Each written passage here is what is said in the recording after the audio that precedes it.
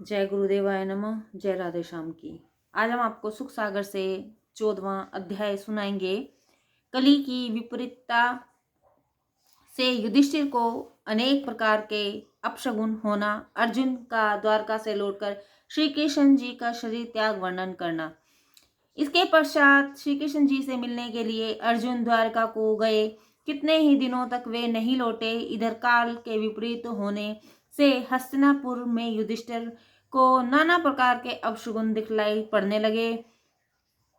ऋतुओं के धर्म वाले काल की गति भयंकर हो गई।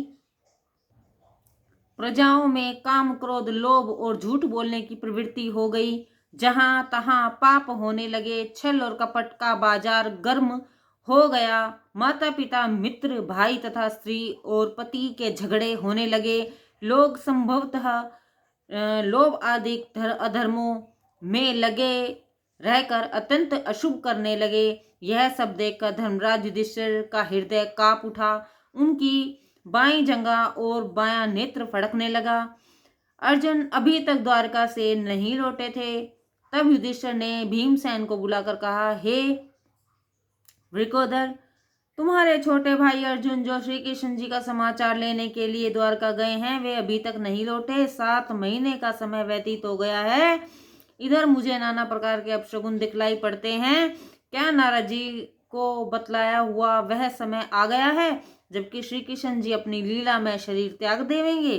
परंतु हाँ, जिन श्री कृष्ण जी के आश्रय से हम आज इतने शांतमय वातावरण में सुख के दिन व्यतीत कर रहे हैं और जिन्होंने सर्वदा ही हमारी रक्षा की है, जिनकी दया से ही हम शत्रुओं पर विजय प्राप्त कर इस स्वर्गापम सुख के भागी हुए हैं, उनके चले जाने पर हम लोग अपने प्राणों को कैसे रख सकेंगे? यह देखो, बार बार मेरी बाईं आंख फड़कती है।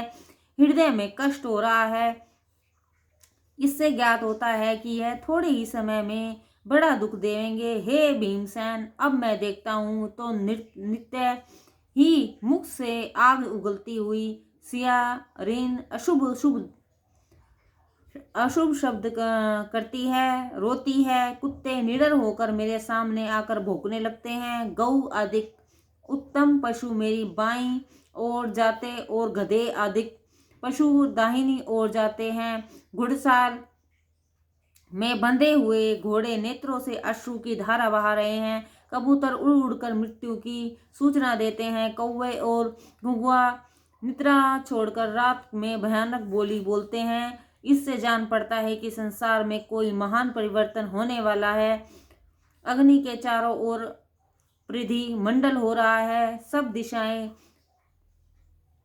धुर्मासत हो रहती हैं। पर्वतों सहित पृथ्वी में भूचाल होता है। बिना बादल के ही बिजली कड़कती है। भयंकर आंधी चलती है। मेघों से रुधिर बरसता है। सूर्य का प्रकाश मंद पड़ गया है। आकाश में ग्रहों का परस्पर युद्ध होता है।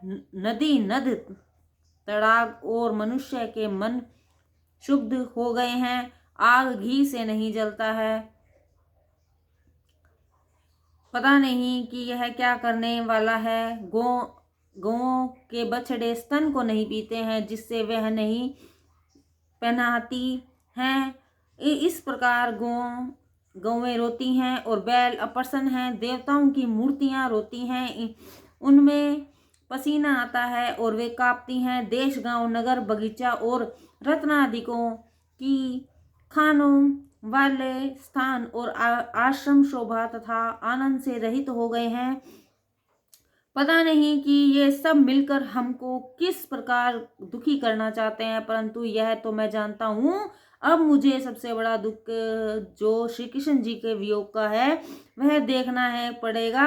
अर्थात अब यह पृथ्वी विष्णु जी के चरणों के सौभाग्य से रहित हो जाएगी। राजा युधिष्ठिर ऐसा चिंतन कर ही रहे थे कि अर्जुन द्वारका से लौट आए। जय गुरुदेवाय नमः। जय राधे श्याम की।